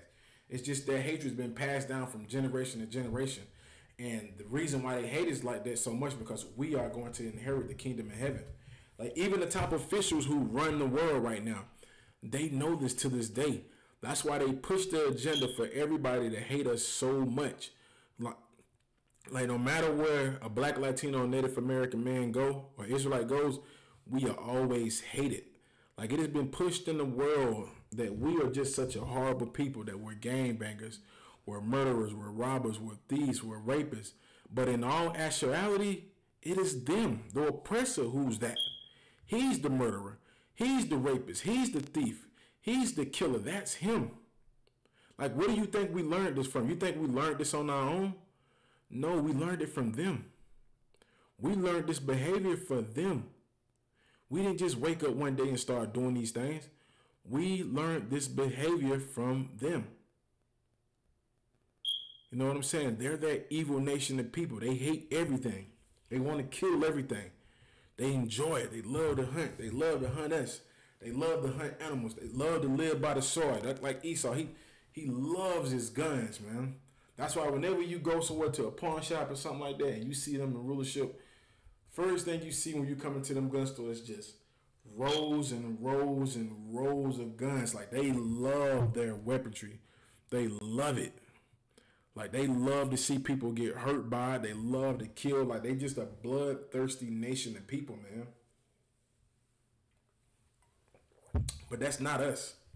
That's not us, the Israelites. We are good people, man. We just like to chill, man. We like to cook out, relax, have a good time. You know what I'm saying? But we don't been underneath this captivity for so long that we have started to pick up the characteristics of them. Now we like to kill. Now we like to murder. You know what I'm saying? Like we get a thrill out of it. You know, you got brothers right now calling themselves after Esau. Yeah, my name Gotti. My name John Gotti. My name Scarface. You know what I'm saying? That's me. Yeah, that's me. You know, you're trying to be a murderer, man. You're trying to be a killer. You know, ain't no better killer than Esau. Esau, when he comes to kill, is getting killed. Like brothers and sisters, man, brothers be doing drive-bys on block, man, and don't even hit the right people, man. Like it was never meant for us to be a murdering race of people like that, man. That's why we get punished for it, because we are God's chosen people. All right. And I'm going to go into this scripture right here. This is just going to show you more about Esau and how he is and how the Bible tells you how he was, you know, destroyed and how he, you know, how so many things happened to him. All right, this is the book of Job, chapter 30, verse 2. Yeah, whereto might the strength of their hands profit me, in whom old age was perished. So the scriptures are saying, how might the strength of their hands, how is the strength of Esau's hands going to profit us any? So how is all the blood and killing and murdering that he does going to profit us? It doesn't. Like that's why I be telling brothers, they be so confused. When you see Esau go over there and fighting them wars and murdering and killing and doing all those things, he's not doing it for us. It doesn't profit us anything. That's why when brothers and sisters go fight in his military, they have to come back home and guess what happens? They still see their people get killed. In the cases lately, what you've been seeing Army veterans that are black, Latino, Native Americans who went and fought for Esau come back home and get killed and murdered and get treated like the bottom of a boot. Because the things that they do for themselves, it doesn't profit us anything. Another reason why we have to separate from them. We can't continue to join them. We can't join their military. We can't join their police force. We can't do none of that because none of that stuff profits us any. You know, you can't be a police officer thinking that you're helping your people. You're not helping your people, man. You're helping to destroy your people. All right, I'm going to keep reading some more. Verse 3. Except verse 3. Verse 3. For want and famine, they were solitary, fleeing into the wilderness in former time, desolate and waste. So this is talking about how they got pushed up, got kicked out, and got pushed into the wilderness. Verse 4. Who cut up mallows by the bushes and juniper roots for their meat. They were driven forth from among men. They cried after them as after a thief, to dwell in the cliffs of the valleys and caves of the earth and in the rocks. So this right here is talking about Esau and how he got driven away from all men because he's just so violent. Like everybody hates him. Like at one point in time, he was hated so much that he got chased like out of the land of, he got chased out of the land of Idumea. He got chased into caves. You know, he got chased into the cliffs of the rock. This is why they're called the Caucasian race, because they have always lived in these caves before. You know, they always got chased into the caves. Everybody hated them. They always got ran off somewhere because they were just a violent nation of people. Wherever they were, it was nothing but violence, murdering, and killing. So much to the point where people had to come together to fight against them and chase them out of lands into the cliffs of the rocks. Now, it's some photos that you might find online where some of the caves where Esau had laid, where he used to live at, that he built into these caves. He made these caves look like houses. That's why now you have, like, if you go to the Washington Monument where Abraham Lincoln sits, it's just one concrete slab of rock. It's like marble, and they just build these dynamic things like that. You know, it keeps them accustomed to their traditions. Like, they love to live in the cliffs of the rocks. That's why all the buildings that they make are usually built with concrete slabs and just built high up in the air, man. They love that stuff, man. That's them. That's Esau. And I'm going to keep reading. Verse 7. Among the bushes they brayed, under the nettles they were gathered together. They were children of fools, yea, children of base men. They were viler than the earth. So Esau is a base man. Like, he's not even supposed to be on top, man. He's supposed to be on the bottom. You know what I'm saying? Like, he's not even supposed to be on top. Salakia. Like, he's supposed to be in a cave somewhere living, you know, eating out of his granddaddy's skull. You know, he's not supposed to be on here because wherever he goes, man, he's just violent, man. That's just him. You know what I'm saying? I got another scripture for you that you can pull. If you got the Apocrypha, you can go to Ecclesiasticus.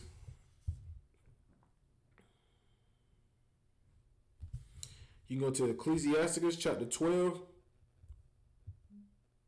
and verse 16.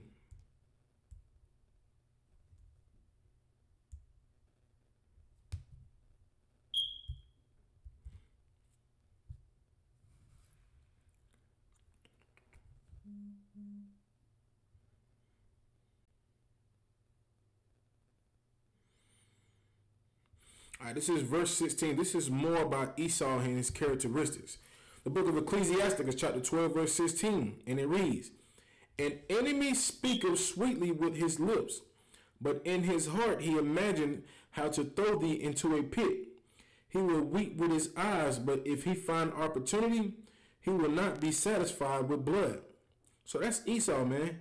He speaks sweet with his words, man. You know, just like now in the presidential thing. If you let me be president, I'm going to take care of everybody. I'm going to make sure everybody's okay. But the scriptures say that's an enemy.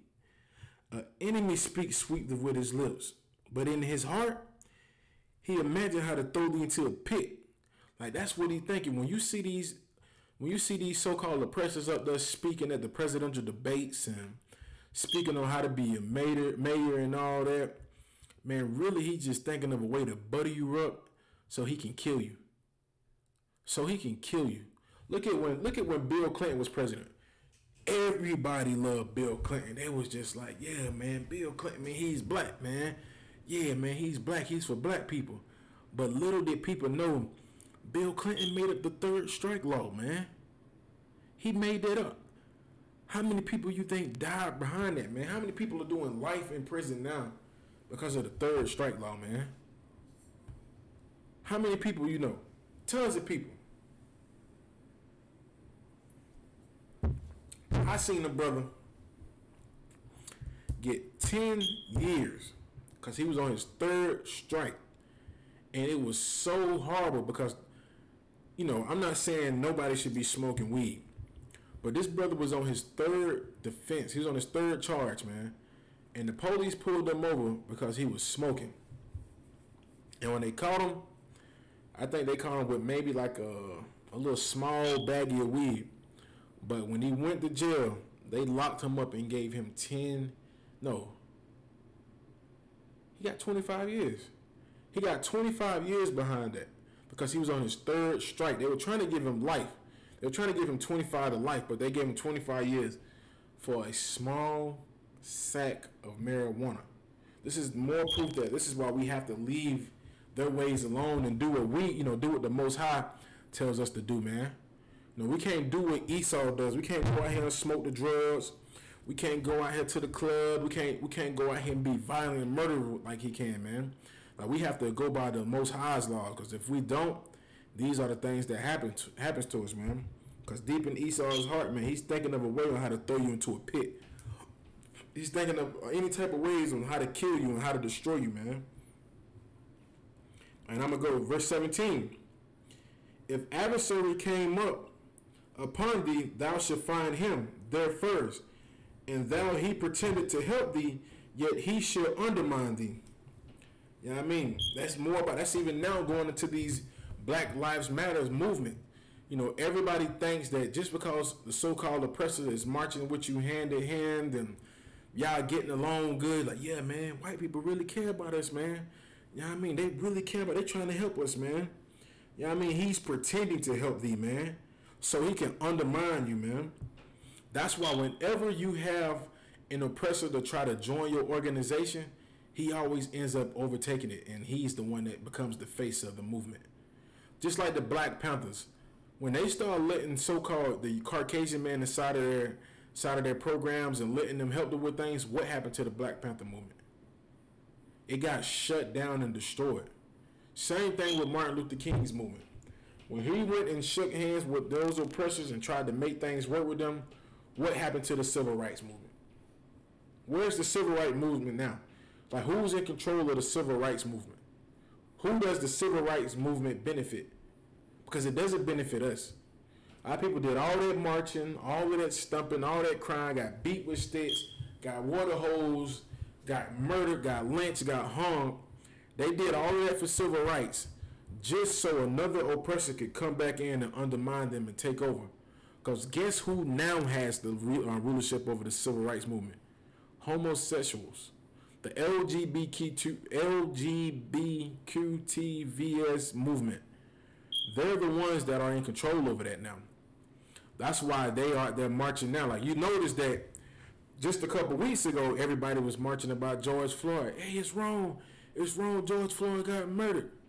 Now you have people marching talking about we're marching for the LGBTQ whatever community. We want civil rights. We shouldn't be treated the way that we're being treated too. Because the whole movement that you thought was really about George Floyd was really for them. And that's why the scripture says, even though he pretend to help thee, yet shall he undermine thee. That's what he did. He undermined y'all, man. That's why we tell our people, you cannot be out there marching with these people, man. That's why the ISUPK is so powerful in the earth, man, because we do not allow heathens to interfere with us, man. We don't allow heathens to come inside of our organization, because we know, according to scriptures, if you do that, guess what's going to happen? They're going to undermine you, man. They're going to undermine thee. That's why you see these fake Israelite groups out here right now. They have devils inside. They have oppressors inside of their schools. And guess what's happening to their schools now? They're starting to fall. They're starting to fall bad. You know what I'm saying? Because you can never allow the enemy to come inside of your organization and think he's really going to come there to help you. He's there to help his people. He's not there to help us. He's there to help his people and push his agenda, to push everything that he wants. That's why we tell people, trying to go out here and march with the Black Lives Matter movement was a horrible thing for our people. Just like during the time of Martin Luther King, when our people tried to go march with him and do all of these things, it was a dangerous thing to do. Because even though our people marched and got beat for it, guess who's in control over the civil rights now? Guess who can receive civil rights? The Chinese people, so-called Japanese people, so-called homosexuals with the LGBTQ movement. Now they're able to get civil rights. But us as Black, Latinos, and Native Americans, they said we got civil rights, but yet we get murdered in the streets and killed like animals. That's what happens to us.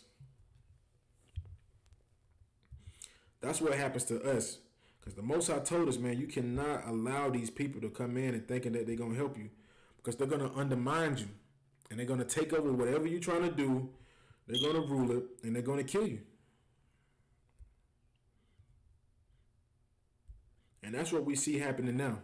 Just like that brother got killed in Atlanta, the video has came out now that people are starting to show on Facebook that it wasn't black people who set the Wendy's on fire.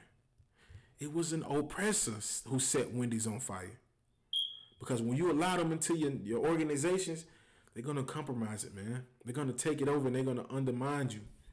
And next thing you know, you're going to be on the outside looking in. You're going to be like, man, what the hell going on? That was our movement. How they get in control of it? Can you imagine how the brothers and sisters feel who went out there and marched for the civil rights movement just to turn around and to see homosexuals get civil rights, but yet you still see your people getting shot down and murdered and killed in the streets? I don't see them pulling Caucasian homosexuals who are part of the LGB whatever movement and shooting them. I don't see them doing that to them. But I do see black Latinos and Native Americans getting mistreated. I do see that. And we're the ones who went out there and marched for the civil rights.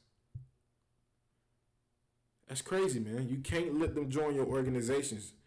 The best thing you could do is separate from them, man. And the Most High has always told us that, man. He always told us, separate from them, man. You do not need to be around these people because nothing good is going to come from it.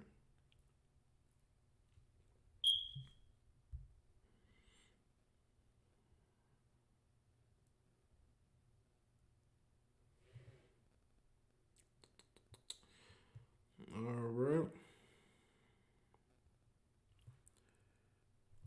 I'm going to go back and read Job a little more. I'm going back to the book of Job. This is the book of Job, chapter 30, verse 8. And it says, they were children of fools, yea, children of base men. They were viler than the earth. And now am I their song? Yea, I am their byword. Verse 10. They abhor me, they flee far from me, and spare not to spit in my face. And that's what they do to us, man. That's what they do to us right now, man. They just do us any kind of way, man. Like, they do us the worst, man. You know what I mean? Also, you can go to the book of Malachi.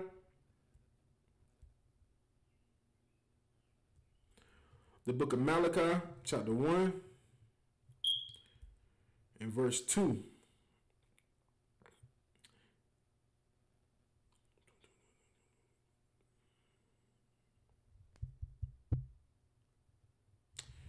Let me see this.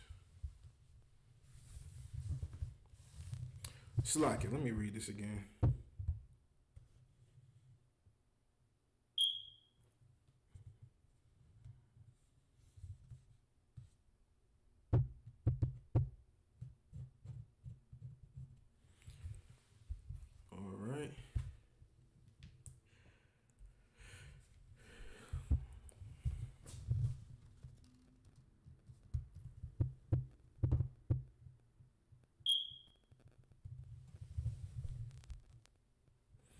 Yeah, like I say, go to Malachi. If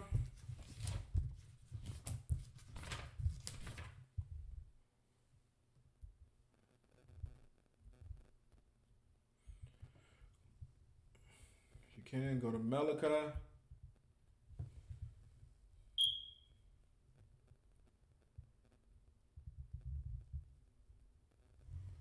Go to Malachi chapter 1, verse 2 and 4. We're going to go over tonight a little bit, y'all. We started a little late, so we're going to go over a little bit. Just bear with me. I'm going to get you done because General Hunter is doing the grill live tonight, which is very epic. Very, very, very good thing to watch, man, because he brings out all of the things, man. He brings out everything that's going on and how us as a nation of people, how we should overcome this and deal with this, man. All right. This is the book of Malachi. Chapter 2, verse 1. No, Salakia. Verse 1, verse... Is that right?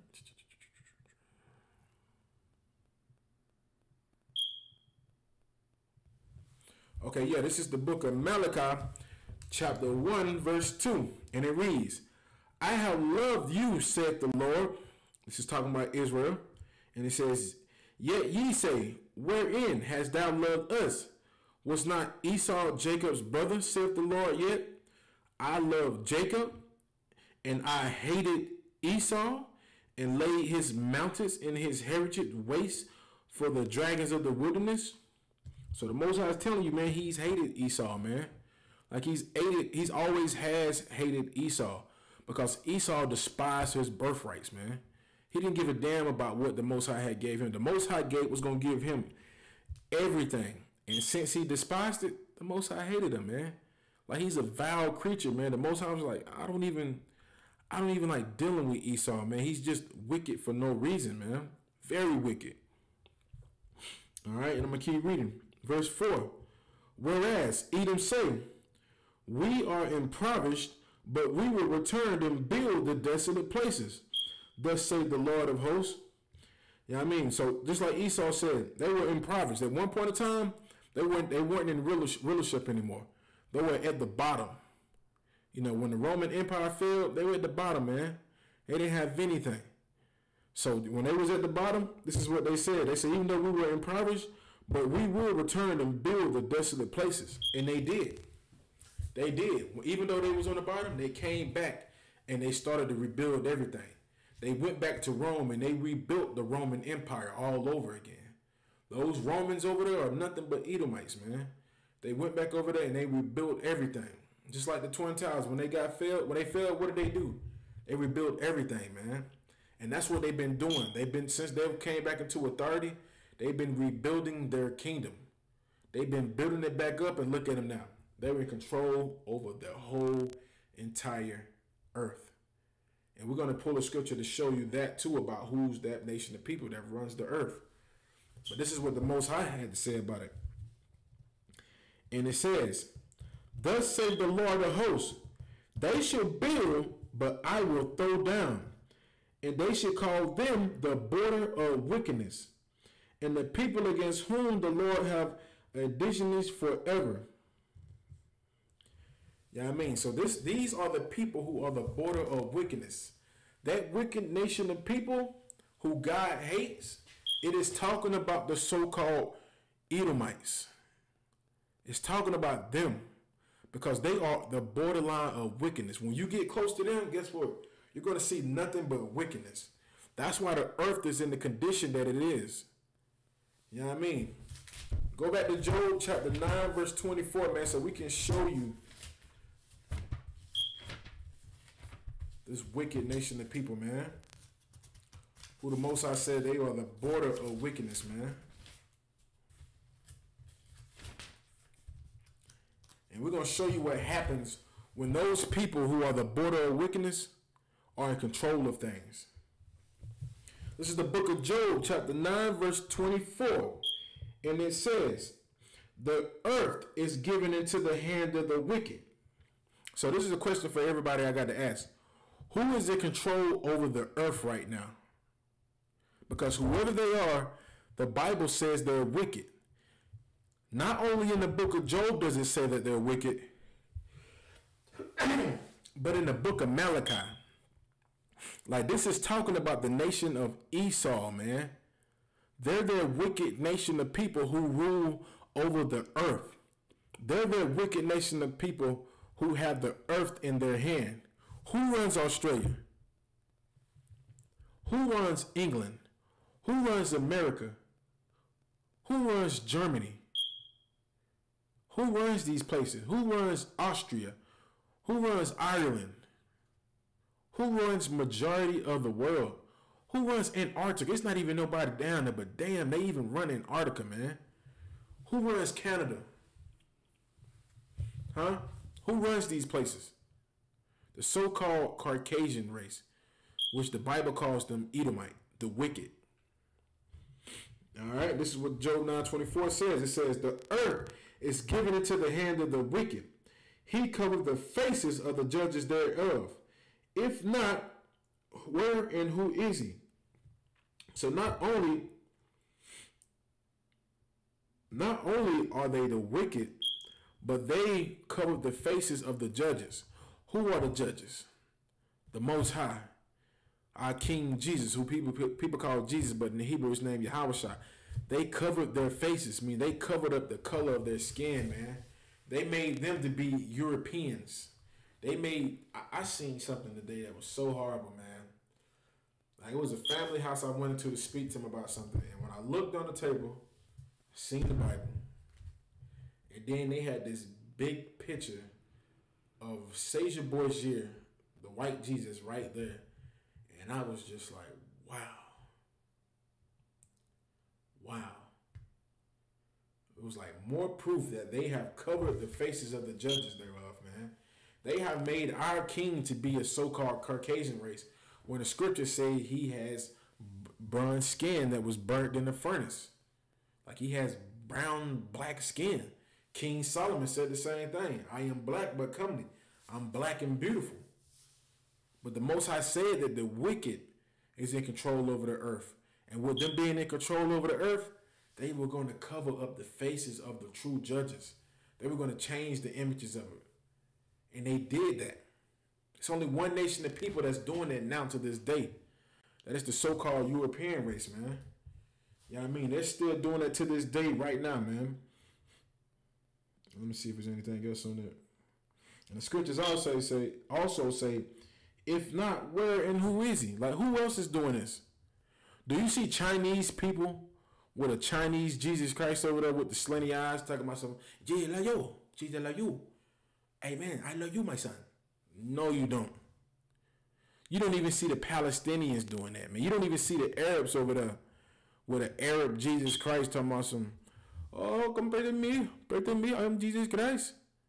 No, you don't see them doing that. You only see one nation of people doing that and pushing it all through the earth. That is the so-called oppressor, man. The so-called biblical Edomites. And the Bible says they are the border of wickedness. And this same people that are the border of wickedness, this wicked nation of people also have the earth in their hand. They run the earth. These scriptures are talking about Esau. Esau is the so-called oppressor, the so-called Caucasian race to this day.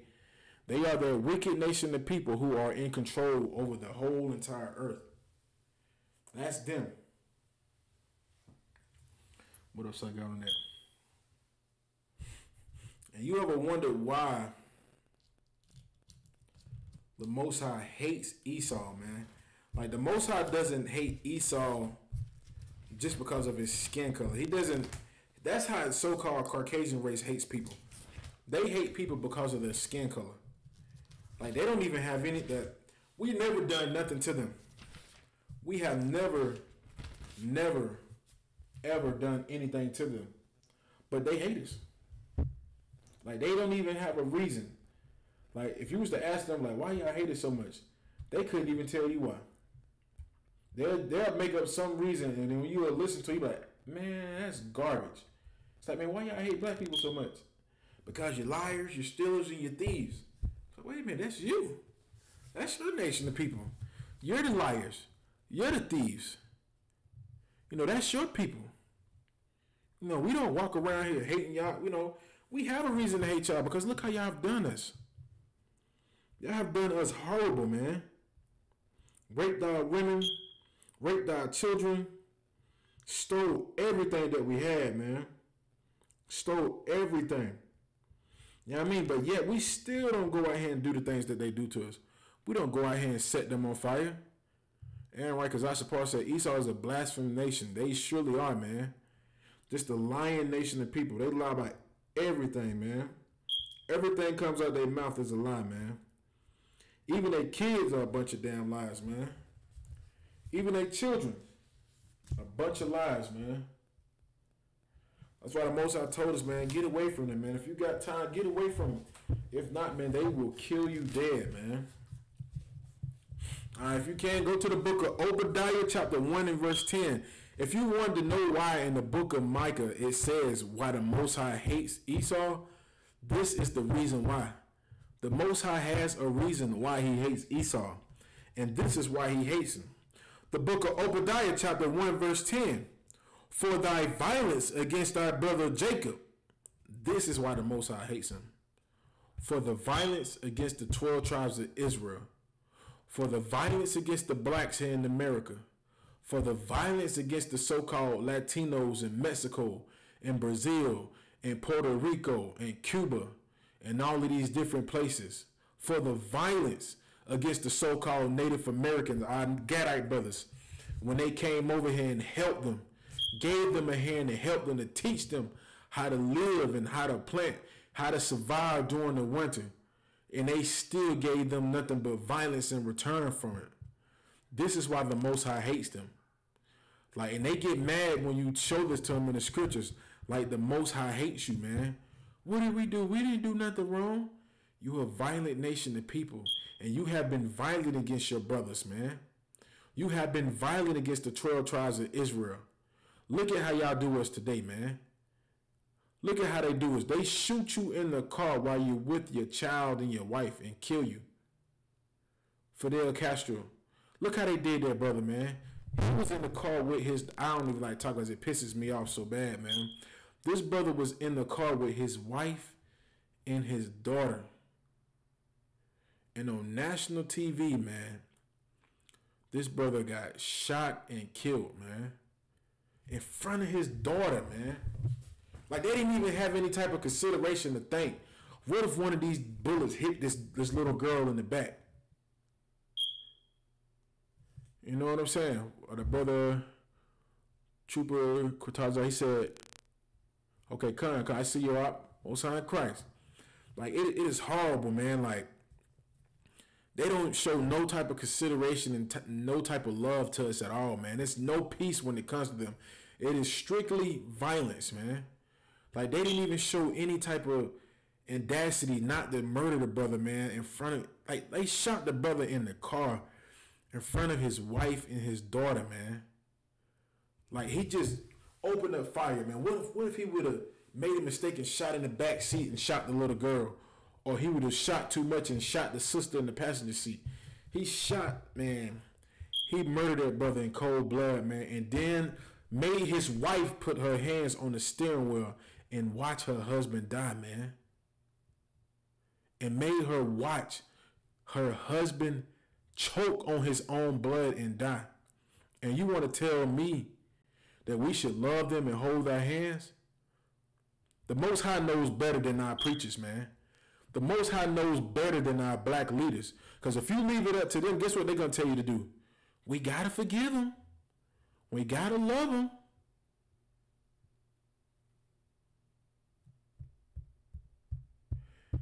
Who is this? How all day? You right. That's what's wrong with you, how all day. You how all day, you an idiot. How all day said, why don't you talk about the first legal slave owner in America was black? How all day is another brother who hates black people.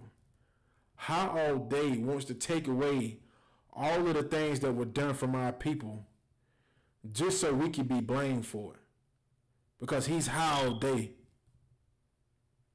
You're disgusting, man. You're a horrible person to blame us for the condition that we're in. So it's our fault that we were put into slavery. It's our fault that they came here and took the land from the Native Americans. It's our fault. That's our fault. So you're blaming us.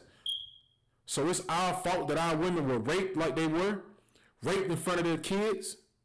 It's our fault that they cut our women's stomach open and ripped out the fetus and stomped on the baby's head. You're horrible, man. How dare you, man? How dare you try to shift it back on us like that, man? Like it's our fault for the condition that we're in. So it's our fault that we get shot down for nothing? What about white privilege?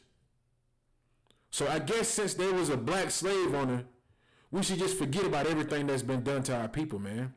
Like I said, that's why the Most High knows better than our black people, man, than our weak leaders, man. Just like Howard Day, he doesn't know a damn thing. Instead of him being with us and saying, yeah, man, somebody should have to pay for what has happened to our people, he turns around and says this right here. He or she, I don't know what it is. I know they Howard Day, that's all I know. But they turn around and say this right here. Why don't you talk about the first legal slave owners in America were black? Are you kidding me? Are you kidding me? You're horrible, man. You're horrible to try to shift everything on us. You're no better than Donald Trump when he gets on the news and says, y'all gotta do better, black people. You're no better than the Christian pastors who turn around and try to tell us, if we wanna fix, the police killing us, we gotta stop killing each other. Where do you think we learned this behavior from? How do you think we learn how to kill each other? Have you ever seen any of the movies like The Django, where they had us in there fighting each other? They made us fight each other. What do you think what happens when you teach people how to fight each other and kill each other? You start to develop a hate for each other. What do you think what happens when you take one slave out of the field and you bring him in the house and you treat him better than you treat the other slaves? What do you think is going to happen? The slaves in the field are going to start to hate the slaves in the house. And the slave in the house is going to start to hate the slaves in the field. So guess what you have amongst your people? A civil war amongst black people. And guess what it's called today? It's called Bloods and Crips. It's called Latin Kings versus MS-13. This is called systematic oppression, man. You know what I mean? You are out of your mind, man. Like, this is why I tell brothers and sisters, this is the problem with people who think the system is against all poor people. High all day, you need to stop getting high all day, man. You need to wake up, man. You need to wake up and realize what's really going on. You getting high is the reason why you don't see your brothers and sisters suffering. Yes, there are poor people in the world, but you have poor white people that are not getting shot down in the streets, man. I'm tired of hearing that trash and that garbage, man. I'm tired of hearing that. I'm tired of hearing brothers try to put the blame on our people. Would you put the blame on a rape victim? If a woman got raped, would you sit around and tell her, hey, the only reason you got raped, girl, is because you look so good. You should be ugly, girl. You shouldn't be looking so good. You might not have got raped. You got to stop, man. What is your nationality anyway, High Day? What is your nationality? Are you black? Are you Latino? Are you Native American? Are you Caucasian? Don't be afraid. Type in what's your nationality.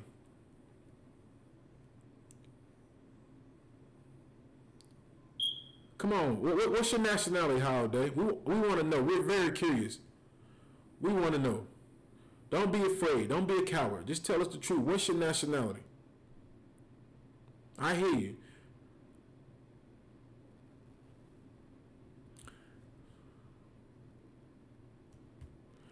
And how they said 95% of the police brutality is of the lower class. Let me give you some.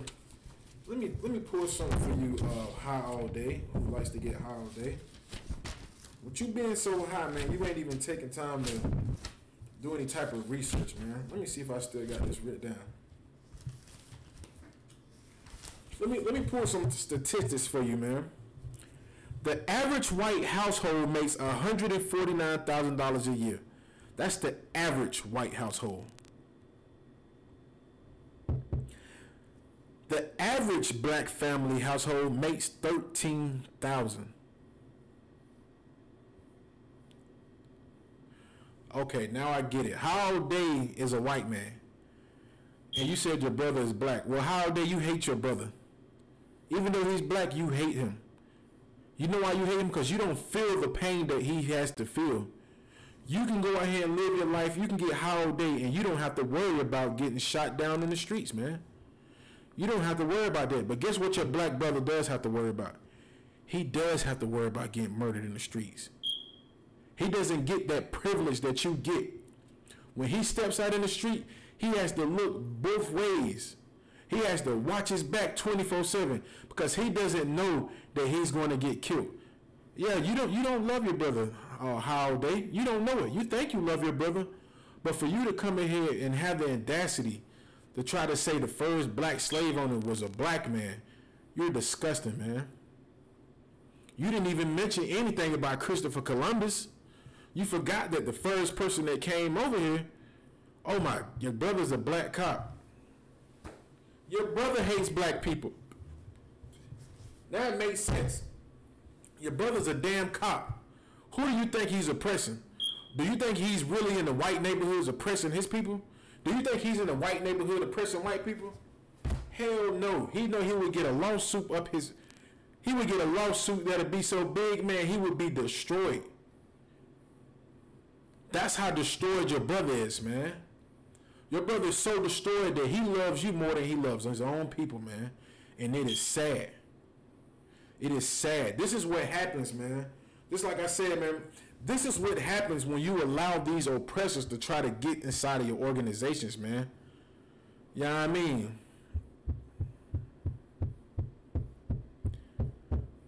Okay, so we got one freed black man. He was a slave owner. Hey, guess what? Guess what Anthony Johnson would be, man? A free black man who owns slaves. He would be like your brother. He would be like your brother who's a black police officer who works for the oppressor. That's what your brother would be like. Your brother is Anthony Johnson all over again, reincarnated. He's a cop working for the oppressor. Anthony Johnson was a slave owner working for the oppressor. He was a sellout. You a clown, man. Your brother don't even know, man. Your brother don't even love his own people enough to understand that these police officers are murdering my people. And with you being his brother, guess what you do? Hey, man, you know the first black slave owner was Anthony Johnson. He was a black man. And guess what he does? He starts to hate his own people. Damn, you mean to tell me that the first black slave owner was a black man? That's why I can't trust these niggas. That's why I gotta kill him. That's why I gotta murder him. That's why I gotta lock him up. Because they're animals. They out of control. And your brother don't even know that they hate him too, man. They hate him too. How then we're gonna finish the class with that, man. You were why? Brother, man, that's why I tell y'all brothers and sisters, man, come into this ISUPK, man. Come in here and learn this truth, man. Don't be like Harold Day and his brother who hate black people. Harold Day hates black people. He thinks he loves black people, but he hates black people, man. He doesn't give a damn about the things that we're going to. Damn right. Erston Littleton said Uncle Ruckus. Damn right. That's what your brother is, man. Like Uncle Ruckus. And I pray he wakes up from it before it's too late. I hope we have seen cases of black cops being killed by their own. We have seen the cases of the black cops being murdered by white cops. The tables are finna turn. It's finna be a great separation in the earth, man. And General Yohana has said it, man, that we're gonna separate, man. And you're gonna have to choose a side, because one thing everybody hates is a traitor. Every nation hates a traitor, man. When hell breaks out in the earth, you can't be black and then try to go join white people if they're beefing with black people. You know what they're going to tell you to do? Go back to your own people. You're not welcome here. And guess what's going to happen when he goes back to his own people? They're going to tell him the same thing. Hey, guess what? You a traitor. You did us wrong. You go back to those same people who you've been loving and don't come over here. We ain't preaching the race war. The race war has already been here. When Christopher Columbus stepped feet on this America, the race war started, man. Who started killing who first? Your nation of people did. We ain't killed nobody, man. We ain't gonna even do no race war because we put our faith in the Most High God. We pray he does the damage to you. We're not gonna do anything to you, man. You ain't gotta worry about us picking up guns and going to kill. We're not like you, high all day. We don't go into churches and shoot grandmothers down. We don't go into churches with bombs and bomb little girls. We don't fly around the world and drop bombs on people, on schools, on hospitals, and kill innocent people. We're not like you. We're not cruel. We're not heartless. We're not cold. We're not the damn devil that the Bible speaks of. With that, man, I'm going to finish class, man. Good night, man. Let's do what? ISUPK security announcements. We have an ISUPK started out of 1 West 125th Street, Harlem, New York. Rules for new brothers and sisters. When a new brother or sister comes into the school, they are off limits for 6 months. They are to be saluted only. They are here to share themselves with the world. If they need transportation, the teacher will arrange it. After the 6 months, if a brother or sister has an interest in a particular person, he or she must get permission from the head to speak to a brother or sister. There is another 6 months in which the brother and sister will court each other. After this 6-month period, the brother and sister will get permission from the head to marry. Tithes, which is a commandment, Numbers 18 to 21, Malachi 3, verse 8 to 10, means tenth in the Hebrew, Ma'asharah in the Hebrew. 10% of every penny of any increase the Lord gives you, give to the treasury department or teacher. Priest fund, free will offering for a priest, not mandatory, whatsoever amount you would like. The upcoming convocations.